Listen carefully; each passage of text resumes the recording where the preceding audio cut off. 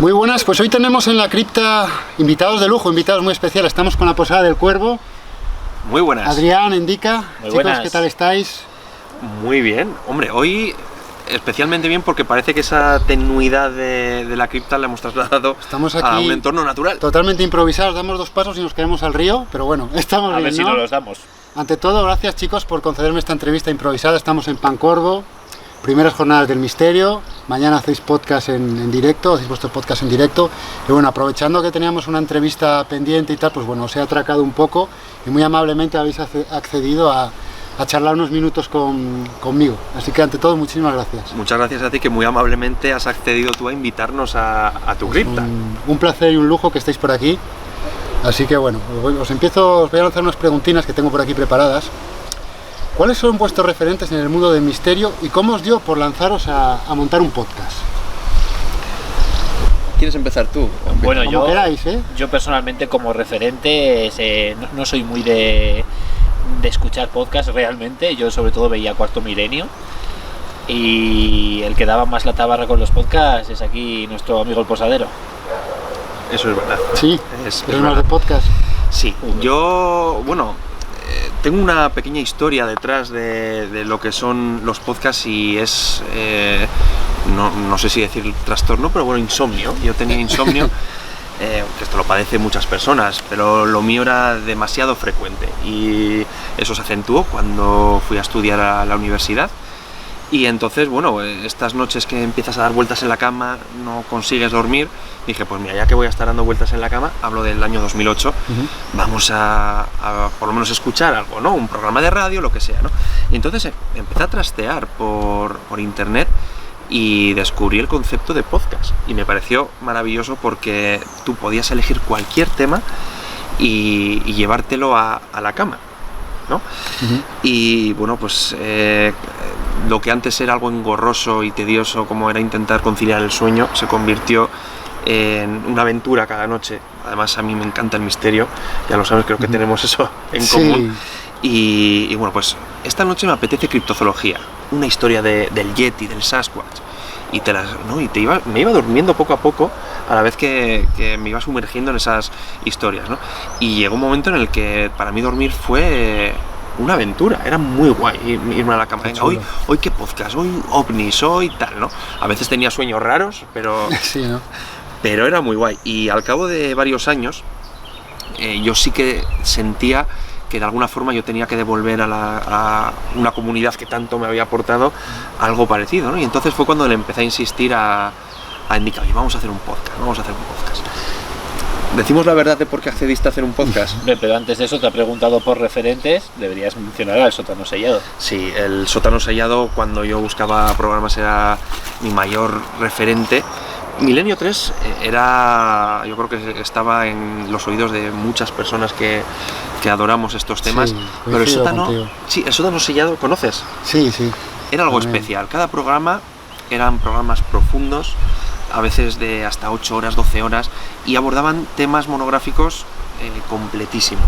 Entonces tú sabías que cuando te ponías los auriculares y escuchabas el Sótano Sellado, ibas a sumergirte hasta el final en un programa, como digo, muy completo, porque hoy en día una de las cosas que se les puede achacar de forma negativa, ¿no? Con connotación mala a un programa, es que, venga, hacemos podcast de 45 minutos o de 1 hora, vamos a hablar de tal tema durante este ratito. Entonces, y a veces con Cuarto Milenio pasa, ¿no? Los tiempos que marca la radio o la tele son los que son. Sí, Entonces hay veces está que muy dices, ajustado.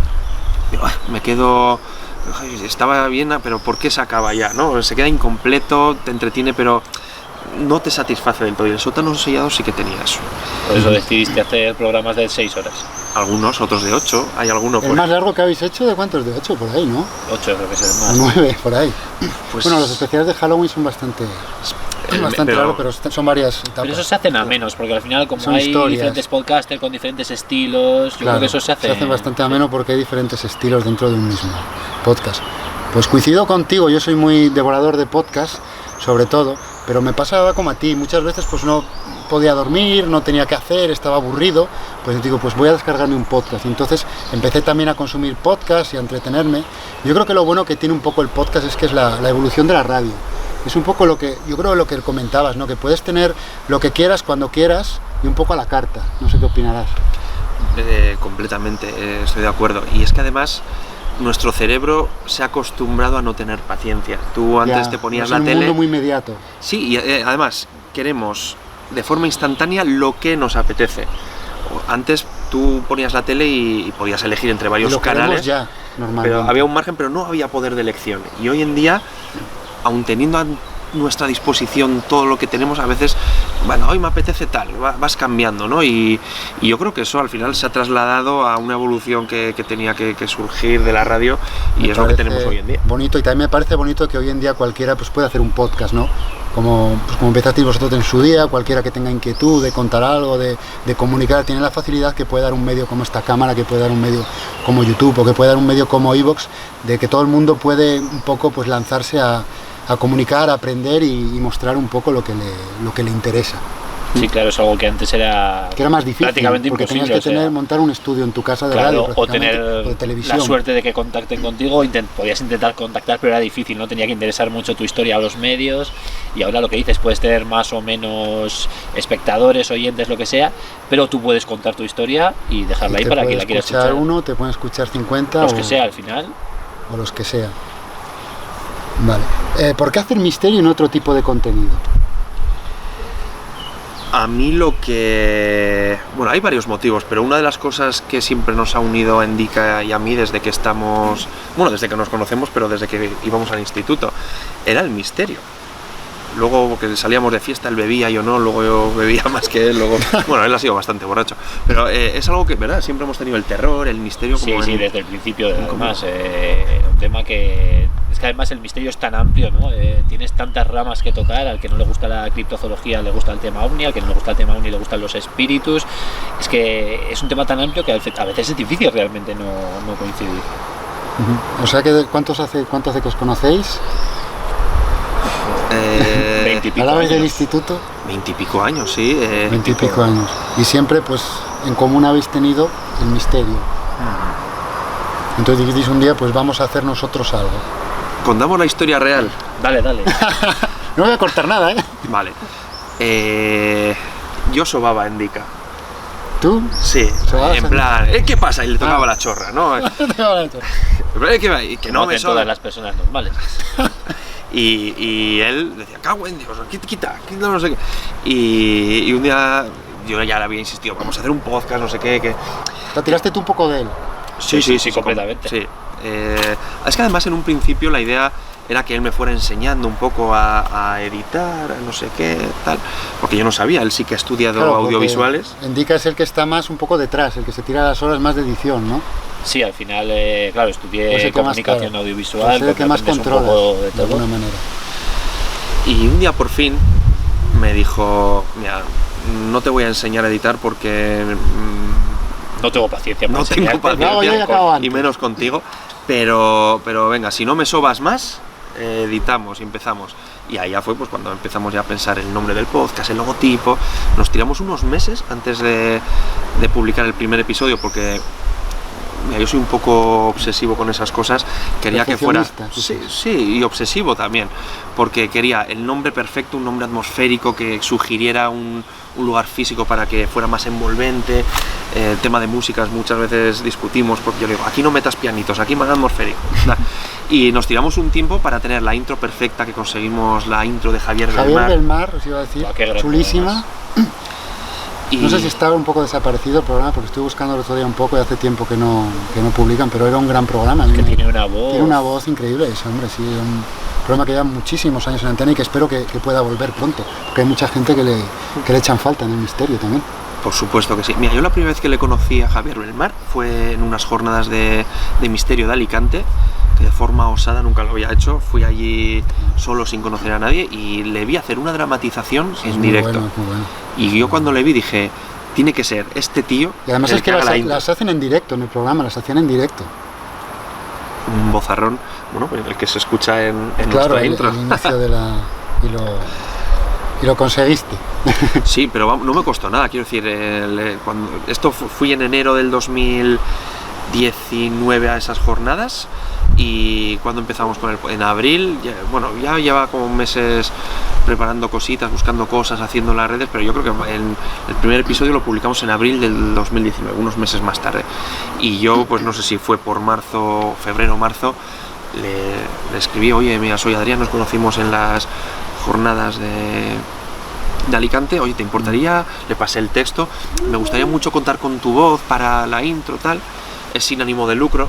Luego es cierto que luego al final lo hemos semi-profesionalizado el podcast, pero la verdad es que era sin ánimo de lucro. Sí, bueno, pero lo hizo porque le apeteció y fue un regalo que os hizo también. Sí, luego es cierto que yo venga, 50 euros le hice, no sé si un Bizum, un ingreso o PayPal, no sé.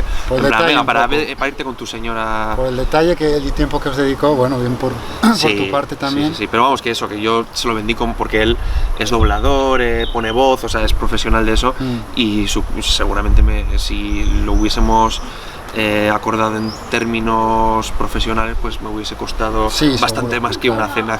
Más que una cena para él y su que al final esa intro con esa voz es la atmósfera que le da, posada, como, ¿no? Que estás llegando a la posada, al parador encantado, que decís muchas veces. Claro, la voz de Belmar pues le da cierta categoría también. ¿Cuál es el caso que siempre os ha interesado, vuestro preferido, por así decirlo? Yo personalmente me interesé mucho por el tema de Ochate, porque claro, antes de empezar con el podcast, yo sí que hice un pequeño reportaje sobre Ochate, muy cutre, porque era justo cuando estaba aprendiendo y se nota un montón la calidad de todo. Pero claro, es que además ahí conocí a gente del misterio, conocí a Mecha Zarra, a Julio Corral, a Javier Resa, y al final pues claro, ibas indagando, ibas sacando más cosas de las que se conocen más popularmente, y yo creo que le tengo cierto cariño a ese caso por eso, porque me pareció fascinante todo lo que parecía que iba saliendo. Todo lo que tiene detrás Ochate, todo el mito y toda la leyenda. Eso es, que luego al final casi todo es un mito, pero claro, dices, joder, incluso cuando acaba siendo un mito, la experiencia te la quedas. Sí, desde luego. ¿Y usted, caballero? Yo, señor, pues cuéntenos. Sin yo saberlo, mi caso favorito fue el caso Hommel, no sé si lo conocerás. El caso Hommel, creo que me suena. Es un caso de abducción. ¿Qué te ríes, hijo de puta? Nada, es un casazo. Es un caso de abducción ocurrido en el 91. No, en el 91 hubo te lo resumo brevemente. Sí, resúmanoslo. El protagonista es José María Gómez Montiel, que estando él con su ya expareja, pero bueno, con su actual pareja de la época, en la Cala Tuén de Mallorca, ven un objeto volante no identificado. Bueno, acaba siendo identificado porque lo identifican como una tarta gigantesca de 2 pisos de altura. De esa nave aparece un monje volador que parece como si estuviera reparando la nave, porque sale como de atrás, echa chispas por los faldones de la sotana, aparece flotando como en el horizonte, se va acercando a ellos. Ellos emprenden una huida, y por el camino, en carretera, autovía supongo que sería, no lo sé, de frente les aparece una criatura súper extraña, que es quizás de los seres más extraños que se ha visto en ufología, que magistralmente la definió como una alfombra voladora. Es como porque es digno de película de terror, Era, ¿sabes estas mantarrayas de los acuarios, no? Sí, totalmente planas. Pues imagínate una gigantesca que las dos alas abarcan todo el ancho de la carretera, y los ojos eran alargados, almendrados, como de alien, ¿no? Este caso yo lo leí por primera vez curioso. ¿Qué año era? No sé si nos en el 91. Y esto ocurrió en el 91. Y este caso yo lo descubro cuando yo era muy pequeñito, en unos folletitos que eran expedientes secretos que venían con Tela Indiscreta. Son como unos incunables dentro del misterio. Y en ese mismo artículo, que lo firma Josep Guijarro, 6 meses más tarde, ya en febrero del 92, este hombre, junto a su pareja, empiezan a vivir una serie de fenómenos paranormales en su casa, que son sonidos, ruidos, sombras que parecen desplazarse. A raíz de haber vivido lo que les pasó. Efectivamente, incluso cambian de domicilio, se van a vivir después de casarse. En su vida. Sí, me lo vas contando y voy recordando un poco sobre el caso. Sí, lo he escuchado, ¿verdad? Y bueno, el caso es que una noche ve como una bola azulada flotante se materializa frente a un espejo de su habitación, se empieza a desplazar, y entonces ve como él se queda paralizado, su mujer permanece al lado y ve cómo se materializan unos hombrecillos que podríamos decir que son como el típico extraterrestre. Dentro del espejo. No, están en el salón. Es una bola que aparece, que es como la antesala de lo que luego sucede, que es unos hombrecitos que empiezan a dar vueltas alrededor de la mesa del salón. Él lo ve incorporado desde el cabecero de la cama, porque tiene la ventana del cuarto abierta, y esos giros que están haciendo esos humanoides alrededor de la mesa del salón parecen ser un ritual que abren un portal de luz dentro del salón, desde donde aparecen un tropel de hombrecillos, se entran hasta la habitación, se lo llevan en volandas a UPA, lo cogen, se lo llevan a través del portal de luz, y él lo que recuerda es que aparece en una sala iluminada, ovalada, le empiezan a hacer una serie de pruebas, solo recuerda que hay un pinchazo, se desmaya y él se termina despertando en la cama. Se mira el pijama, está vuelto del revés cuando él se lo había puesto bien. Como si se lo hubieran quitado y se lo hubieran vuelto a poner apresuradamente. Y cuando va al baño a refrescarse un poco la cara, se da cuenta de que justo donde en ese supuesto sueño, él ojalá pensando que haya sido un sueño, ¿no? Se da cuenta de que donde le habían pinchado tiene una marca, como si fuera todo real. Bueno, esto yo lo descubro cuando soy un niño. Pues años más tarde, cuando empezamos con esto del podcast, yo me reencuentro con este caso, contactamos con José María Gómez Montiel, el protagonista de esta historia, y nos cuenta que sigue en contacto con esos seres. Y entonces ¿llegasteis a contactar con el protagonista? Sí, de hecho le dedicamos un monográfico que se ha convertido, yo diría, sin duda en el caso estrella de nuestro podcast. Es el más oído, yo creo, ¿no? No sé si el más oído, pero sí el que más repercusión ha tenido. Es un caso que lo tiene todo. No sabes tú bien. Y parece sacado de... La verdad es que increíble. Sí me sonaba igual, precisamente lo escuché cuando vosotros lo contaste. Y lo que pasa es que muchas veces, lo que comentábamos antes, tienes tantas cosas que escuchas un montón de ellos y no retienes gran parte. Yo por lo menos, de todo lo que escuchas, todo el volumen de todo lo que tienes a tu alcance. ¿Tenéis alguna experiencia paranormal que os apetezca compartir con nosotros? Yo creo que indica cuente la de la mano que le agarra. A ver, realmente es la típica chorrada, lo que pasa que a mí yo lo viví como algo muy, muy, muy real. A ver, esto nos ha pasado yo creo que a todos. Te vas a dormir, echas la ropa encima de una silla, apagas la luz y en vez de una silla es un ser. Ves algo. Tú ves un ser, ves una forma. Vale, esto nos ha pasado a todos, a mí me ha pasado claro, 1000 veces, ¿no?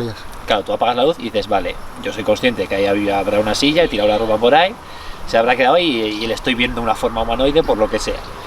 Y digo, tu cerebro es curioso cómo empieza a ver una forma de una señora o de un... Pero yo digo, sé que es mi ropa, así que voy a cerrar los ojos y me voy a dormir. Cierro los ojos, los vuelvo a abrir, está ahí, me doy la vuelta, no puedo dormir.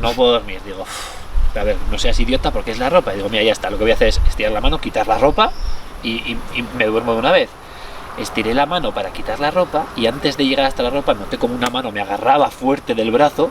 Yo tiré de la mano, salté de la cama, me fui hasta el otro lado donde estaba el interruptor de luz, lo encendí, ahí no había nada, pero me quedé.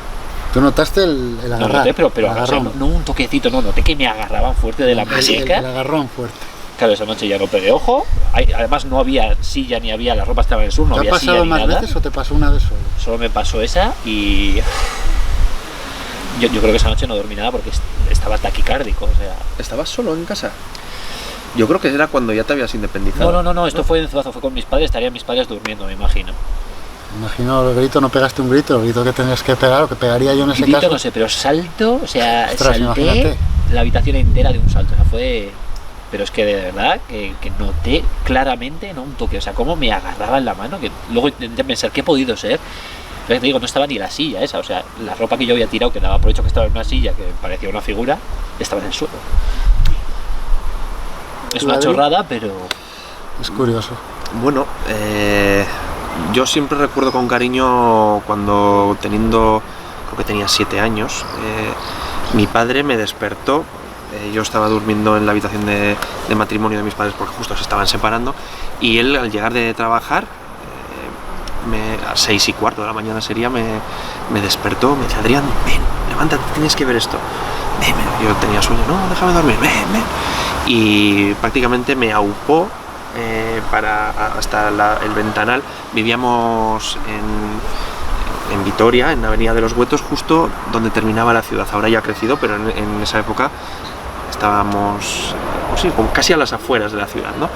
Y bueno, un piso número 11 es muy alto. Veíamos la iglesia de San Millán de Ali desde nuestra ventana, y cuando yo me asomo al cristal vemos una luz enorme ovalada de color verde fosforito, pues como los subrayadores de esa tonalidad más o menos, y es tan grande que es como si tú coges la luna llena más grande que hayas podido ver una noche, la bajas y entonces la pones sobre la iglesia en movimientos circulares, pero eran movimientos que a mí me recordaban movimientos con cierta personalidad, como los que puede hacer un mosquito, no es como... Con inteligencia quizás. Sí. Y de esa bola salieron dos bolitas más pequeñas que empezaron a perseguirse y a jugar entre ellas, pero además es que estaban jugando. Tú ves eso y si fueran mosquitos, insectos o incluso cachorros de león, lo que están haciendo es perseguirse tal, y al final volvieron a juntarse y la verdad no puedo decir que desapareciera porque me volvió a meter en la cama. Y bueno, esto con el paso de los años, hablando... ¿Nos has dicho cuántos años tenías? Creo que 7, alrededor, más o menos. Pero bueno, sí. Claro, sí. eso no lo olvidas en la vida. Eso es... Pocos para haberte vuelto a la cama. Y mira, Andika conoce a mi padre, es un tío serio, de hecho es policía, era jefe de atestados en aquella época, ya está jubilado, y es un tío racional. Sí, es un tío serio. Es un tío que es muy serio, no le gusta que haga podcast de misterio, me dice ¿No le que gusta? pare. No. Alguna vez me escucha, Pues no te pero escucha. alguna vez sí, pero porque al final soy su hijo, pues como cuando me iba a ver jugar al fútbol a las 9 Sí, de la vamos, mañana. que es un tío más puesto con los pies en la tierra, como se suele decir, ¿no? Pero mucho, Sí, o sea, que es no muy- cree mucho en Pero muy estas serio, cosas. ¿no? Sí, Dice, sí, sí. Me dice Adrián, que no hables de chorradas, que te centres en trabajar y en sacar a tu familia adelante, ¿no? Y a veces, hoy en día, cuando le pregunto por aquello... Bueno, no- es su opinión, es su visión. Sí, pero eso, o sea, para él fue tan impactante que no sabe lo que fue y no quiere hablar tampoco. Dice, no lo sé, tampoco quiero darle más vueltas, porque es que directamente choca con lo racional que es, no puede darle explicación. ¿Cómo veis el mundo del misterio en la actualidad? Pregunta Amplia. amplia. Yo creo que se está expandiendo mucho, ya no... Yo no sé si es por la influencia de las redes sociales, de que al final todos estamos más cerca, entre YouTube, las propias redes sociales como pues Instagram, Facebook, los propios podcasts. Antes era algo de raritos, había muy poca gente frikis, que se ¿no? interesara por el misterio, muy poca gente que hablase de estos temas, y ahora yo creo que es algo que casi lo puedes hablar con cualquier persona y unos te creerán más, otros menos, unos estarán más de acuerdo, pero ahora es como algo más general. Más común. Sí, ahora ya no eres un raro por hablar de estos temas. O sea, Cosa que me alegro de que sea así, como Sí. tú bien dices. ¿Tú? Opino muy parecido a Andika, pero creo que por lo menos aquí en España, gran influencia de que el misterio haya traspasado los límites de lo que era un ámbito friki Que se quedaba... ha sido Iker Jiménez. Yo creo Sí, yo creo que sí. no solo Cuarto Milenio, con Milenio 3 ya hizo récords históricos para la radio, y Iker tuvo la capacidad de ser accesible para personas que en un principio no tenían interés en estos temas, porque antes había un ABC, animales como chupacabras y demás, fantasmas y ovnis. Luego había más cosas, pero realmente yo creo que Iker supo ver misterio en ámbitos donde antes no era estrictamente misterio, ¿no? Entonces yo creo que un programa tan influyente como Cuarto Milenio, Iker ha hecho programas hablando del Tejo, hablando de Altamira, hablando Sí. del espacio, hablando Todo.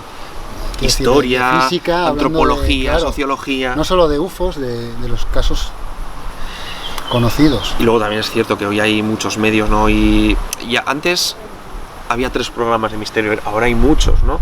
Y se está expandiendo, eso es verdad. Y prueba de que el misterio está aumentando es el éxito que han tenido estas jornadas, que ha Sí, venido muchísima la verdad gente, es que pero de está- un montón de sitios de España. Está llenísimo el pueblo de gente. también te digo que yo creo que gracias a Iker Jiménez pudo pasar de ser algo un poco casi vergonzoso, algo que casi tenías que esconder, a eso, a poder hablarlo con cualquiera, porque a muchísima gente le gustaba Cuarto Milenio sin parecer que estuviesen interesados en el misterio en concreto. Sí, como que lo hizo algo más, lo puso más, no sé cómo deciros, más accesible a la gente, o que la gente lo viera no de una manera tan tabú ni tan para frikis, Sí, sí. sino que lo viera como una ciencia más, como el que le gusta pues otro tipo de cosas. Le dio credibilidad también, porque antes, yo esta época la recuerdo muy vagamente, la de Crónicas Marcianas. Sí, me acuerdo yo. Entonces, O sea que ahí, claro, ahí, si seguías esos temas era normal ser friki rarito. los que salían ahí, imagínate. Por eso, y entonces, pues bueno, ha hecho las cosas bien, ha hecho las cosas de forma seria, yo creo que y se lo ha currado, y eso al final ha hecho que a la gente le interese, porque es que es interesante. El misterio es cultura, lo hemos dicho hoy en las jornadas, Sí. y así es. Para los que no conozcan La Posada del Cuervo, contadnos un poco qué podéis encontrar en ese podcast, para el que no tengan idea de qué trata. Yo lo definiría como un podcast de misterio y otras realidades en el que no tenemos, creo que absolutamente ningún límite. Cualquier cosa que nos pueda parecer interesante la llevamos a cabo, y yo diría que hay como dos características bastante fundamentales de nuestro podcast, que una es que hacemos monográficos. Bueno, hay tres, diría yo. Una es que nos gusta hacer monográficos, no solemos tocar temas al azar, ni metemos secciones. De hecho, hay gente importante del mundo del misterio que nos ha ofrecido hacer secciones, y hemos tenido que decir que no, porque no nos gusta hacer ni sección de historia ni de noticias. O sea, nosotros cuando nos metemos con un programa trabajamos en él, y cuando ya nos parece que hemos hecho un contenido majo, ya lo publicamos. O sea que no os centráis solo a un ámbito. En absoluto, o sea, tocamos todos los temas que nos puedan parecer interesantes: crónica negra, fantasmas, criptozoología, ovnis, historia, incluso física, psicología, yo creo que también hemos tocado alguna vez, ¿no? Y luego eso, intentamos hacer programas atmosféricos, por eso el nombre era tan importante. Os voy a preguntar ahora sí sobre el nombre, si me quieres contestar ya. ¿Por qué ese nombre, La Posada del Cuervo? ¿Por qué ese nombre? ¿Qué es para vosotros La Posada del Cuervo? ¿Qué significa ese nombre, ese espacio? Pues mira, si quieres, tú, Indica, puedes decir qué es, o qué te sugiere La Posada del Cuervo, y yo cuento el origen. A mí personalmente, una posada al final, yo me la imagino con unas paredes de piedra, ¿no? Una posada un poco antigua, esa fogata alrededor de la cual contar historias, y al final es un sitio acogedor donde la gente puede ir a escuchar esas historias, y el cuervo al final yo creo que es uno de los animales más asociados al misterio, a la noche, es un animal que como que te evoca, ¿no? Te evoca hacia esos temas. Misterioso, desde luego. El origen del nombre de La Posada del Cuervo tiene muchos, o sea, es como una concatenación de anécdotas. En 2016 yo me descargué una aplicación que era Spreaker Maker, no sé qué, no me acuerdo, pero empecé a trastear un poco nombres no, bueno, sí, nombres también, pero como música, hablar, tal, y yo estaba convencido de que quería hacer un podcast 3 años antes de La Posada, que se llamara El Rincón del Gato, porque yo quería hacer misterio, pero también quería reflejar la curiosidad, la motivación por aprender, y los gatos dicen que son curiosos, ¿no? Y también representan de algún modo el misterio. Y fui a teclear, a hacer las redes, tal, y El Rincón del Gato era una protectora felina. Ya no se podía hacer. Entonces dije, venga, pues empezamos de nuevo 3 años después. Dije, venga, El Rincón del Gato lo quitamos, vamos a hacer un brainstorming. Brainstorming, ¿cómo es? En inglés, ideas, para los que no sabemos inglés. Tu novia es filóloga inglesa. Pues pregúntaselo a ella. Bueno, y teníamos muchos nombres, pero sí que queríamos que tuviera ese nombre de lugar físico, para que cuando lo escucharas simulara estar dentro de una atmósfera que te pudiera sugerir el misterio. Y entre esos nombres, Posada quería que tuviera, porque El Sótano Sellado, Dani Valverde, mi podcast predilecto, años antes de hacer El Sótano Sellado, su primer podcast, si no me equivoco, creo que era el primero, hizo uno sobre videojuegos. Es una persona que le gustan los videojuegos, y se llamaba La Posada del Buen Juego. Entonces quería que tuviera un guiño también a ese referente del que hemos hablado. Y un compañero de trabajo, cuando leí el brainstorming... murciélagos haciéndonos compañía. Estoy mirando, al principio pensaba que eran golondrinas, pero no. Y bueno, el caso es que hubo un compañero del curro que, cuando leí todos, y dije, la posada del cuervo. Se levantó y dijo, ¡guau, qué guapo! Es que además lo tiene todo, la posada, el nombre, el cuervo es el animal que mejor representa el misterio, y me convenció y dije, pues se va a quedar así. Y luego Indica empezó a hacer carátulas y tal, una posada que quedaba guay y lo dejamos así. Pues un nombre muy, muy chulo, si me permites. Bueno, estamos finalizando, quedan 2 preguntinas, tampoco os quiero robar mucho tiempo más. Sois del País Vasco, ¿verdad? ¿Me podéis contar alguna leyenda que se cuente por ahí, por esas tierras tan mágicas también y misteriosas? El que quiera, el que se atreva. Una leyenda. La mitología tenemos amplia, pero Claro, leyenda entiendo que con inicio, nudo y desenlace, ¿no? Resúmenos un poquito, o algún caso así un poco, a mí me o gusta algún mucho ser o algo. una de las que contamos en leyendas que dejan huella.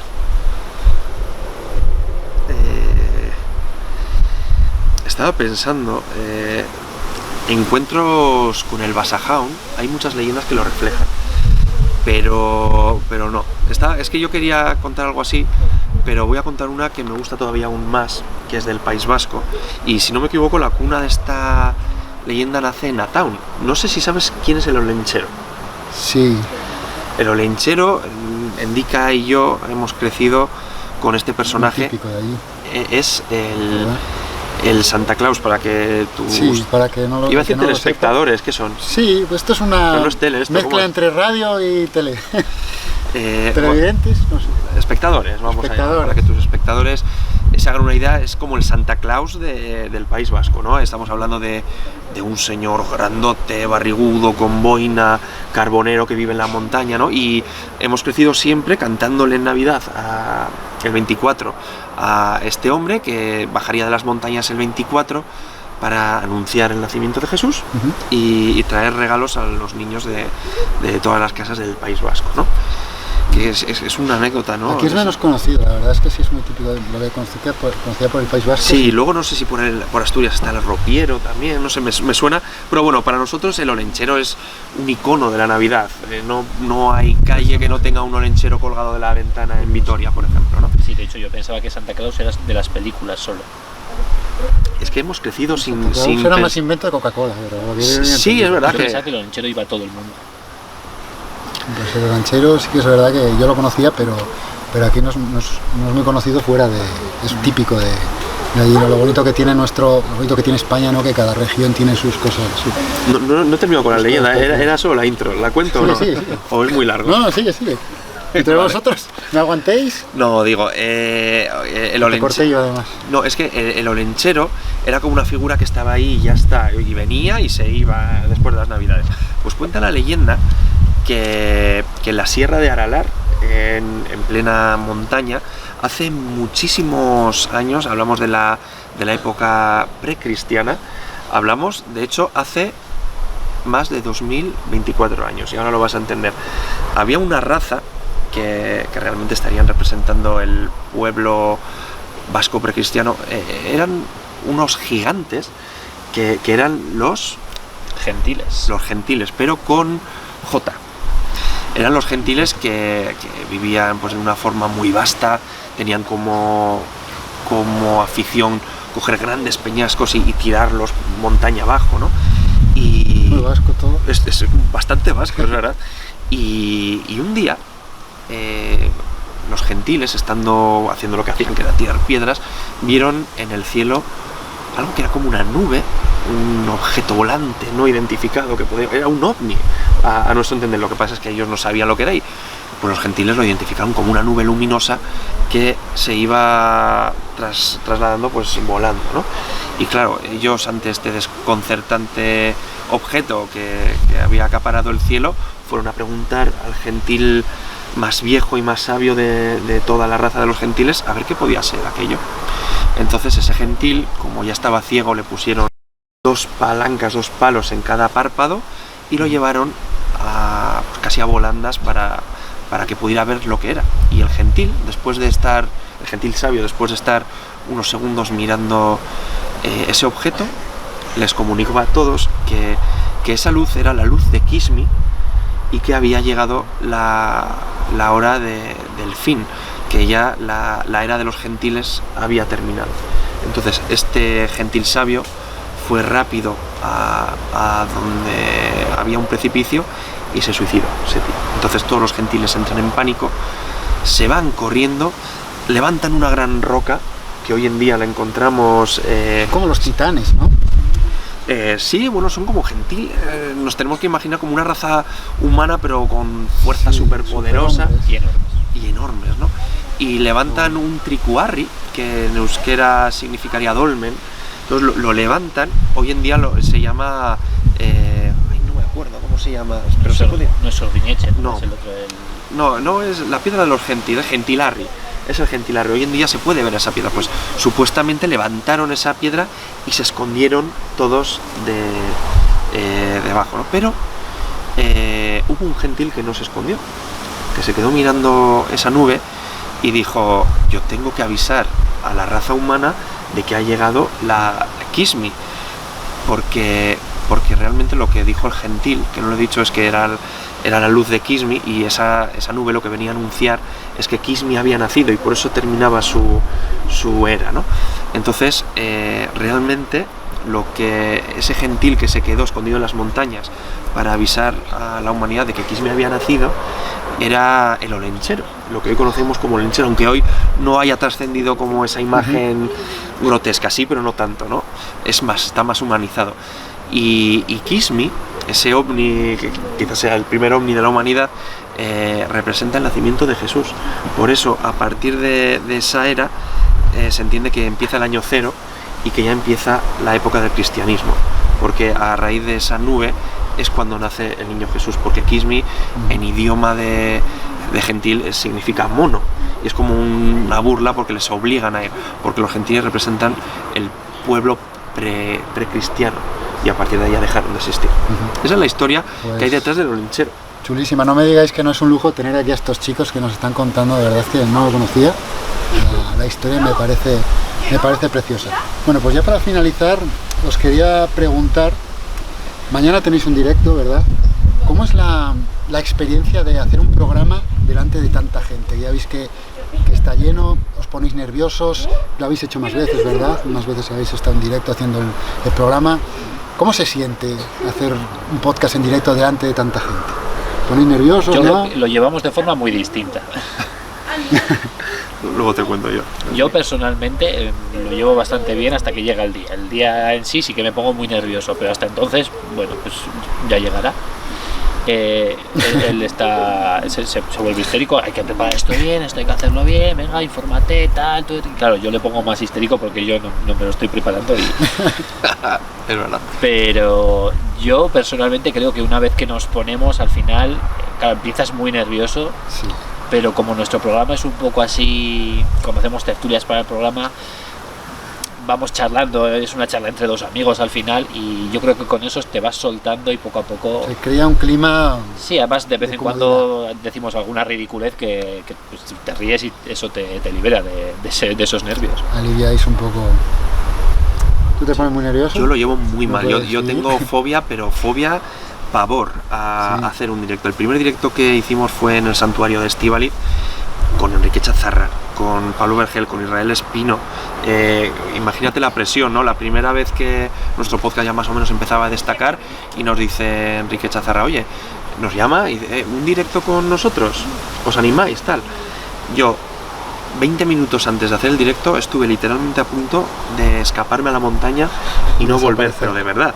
Y para el segundo, que fue un directo en el un teatro de Madrid que hicimos, ahí lo llevé mal, tuve que hacer terapia, hacer técnicas de gestión de miedo para adquirir herramientas, y aún así lo pasé muy mal. Luego ya es verdad que luego salió bien, y luego es como una liberación y llegas incluso a disfrutar del momento, ¿no? Pero yo lo llevo muy mal. Ahora me estoy hinchando a pastillas para la ansiedad. Esta noche voy a tomar y mañana más. Al final va saliendo bien. Quiero desearos muchísima suerte, no robo más tiempo, que mañana tenéis curro. Quiero desearos muchísima suerte en el directo de mañana. Gracias. Ahí estaré, y un placer, un lujazo. Muchísimas gracias por pasar por aquí. Yo sabéis que no falto al parador en cada programa que subís. Seguís subiendo la luna llena, ¿no? Bueno, ahora no hacéis solo luna llena, ¿no? Sino alguna vez publicamos más frecuentemente. Porque antes siempre publicaban en luna llena, que era una vez al mes. Claro, pero ahora un poco más Sí, bueno, al final la demanda, también el tipo de contrato que tenemos con Ivos, que esa es otra historia, nos ha obligado a no regirnos de forma astral, o astrológica, como sería, y al final pues tenemos que mirar ciertas estadísticas del calendario y demás para publicar, pues eso, para regirnos un poco por tema de contrato de Ivos. Pero bueno, sigue siendo, yo creo que la luna llena un referente. Sigue la esencia, por supuesto. Y de hecho la luna llena la tenemos en el icono, en el logotipo de nuestro podcast. Y el cuervo. Pues lo dicho, chicos, muchísimas gracias y gracias a ti. Nos vemos pronto. Venga, nos vemos. Sí, y sigues estando invitado cada Halloween a mandar tu historia a la Posada del Cuervo. Os mandaremos. Un placer y un lujo para mí también. Y un saludo a todos tus espectadores y espectadoras. Muchas gracias, chao.